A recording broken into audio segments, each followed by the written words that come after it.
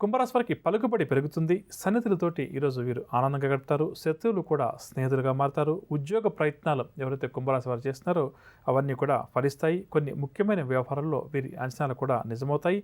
ఆధ్యాత్మిక కార్యక్రమాల్లో చురుగ్గా పాల్గొంటారు. వ్యాపార వర్గాల వారికి వ్యాపార లావాదేవీలు సాఫీగా సాగుతాయి. మంచి లాభాలు చేతికంతాయి. ఉద్యోగ వారు ఉత్సాహంగా గడుపుతారు. పారిశ్రామిక రాజకీయవేత్తలకు ఆకస్మిక విదేశీ పర్యటనలు, సినీ కళాకారులకు కూడా మంచి గుర్తింపు లభిస్తుంది. విద్యార్థులకు భవిష్యత్ పట్ల కొత్త ఆశలు చిగురిస్తాయి. మహిళలకు కుటుంబ సమస్యలు ఏవైతే ఉన్నాయో అవన్నీ కూడా తీరుతాయి. షేర్ల క్రయ విక్రయాల్లో మంచి లాభాలు.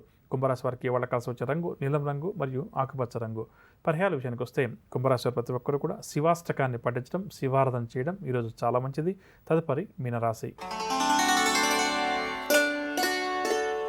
మీనరాశి వారికి ఆర్థిక ఇబ్బందులు ఎదురవుతాయి. రుణ ఒత్తిళ్లు కూడా అధికమవుతాయి. ప్రయాణాలు చేసేటప్పుడు కూడా మీనరాశి వారు జాగ్రత్త వహించాలి. నేత్ర గొంతు సంబంధిత రుగ్మతలు కొంతవరకు ఈరోజు వీరికి ఇబ్బందికరంగా ఉంటుంది. వైద్యుల సలహాలు సూచనలు అవసరమని చెప్పవచ్చు. ప్రతి పనిలో కూడా ఆటంకాలు మాత్రం తప్పకపోవచ్చు. ప్రతి పనిలో శ్రమ కూడా ఈరోజు కాస్త అధికంగా ఉంటుంది. కీలక నిర్ణయాలు తీసుకోవాలని చెప్పనుకున్న మీనరాశి వారు వాటిని వాయిదా వేసుకోవడం లేదా నిపుణుల సలహాలు తీసుకోవడం చాలా మంచిది. కుటుంబ సభ్యుల వైఖరి కూడా ఈరోజు ఈ రాశి వారికి మనస్తాపాన్ని కలిగిస్తుంది. వ్యాపార వర్గాల వారికి వ్యాపార లావాదేవీలు నిరుత్సాహపరుస్తాయి. ఉద్యోగుల వారు పని భారంతో కొంతవరకు సతమతమవుతారు.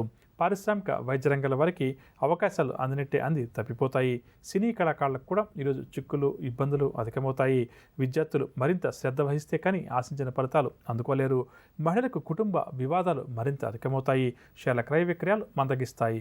ఇక మీనరాశి వారికి ఏ వాడకాల్సి వచ్చే రంగు ఎరుపు రంగు గులాబీ రంగు. పరిహారాల విషయానికి వస్తే మీనరాశి వారి ప్రతి ఒక్కరు కూడా దుర్గామాతను పూజించడం ఈరోజు చాలా మంచిది. విన్నారుగా నవగ్రహ సంచారాన్ని అనుసరించి ద్వాదశ రాశుల వారికి ఈరోజు గ్రస్తు ఏ విధంగా ఉంది, వారు ఎటువంటి పరిహారాలు పాటించాలి అన్న అంశం. ఇక ఇప్పుడు మనం ఈరోజు ఎవరైతే ముఖ్యమైన వ్యవహారాలు ప్రారంభం చేయాలి లేదా కీలక నిర్ణయాలు తీసుకోవాలని చెప్పి అనుకుంటున్నారో వారు ఏ భగవంతుని పూజించాలి అన్న అంశం గురించి తెలుసుకుందాం.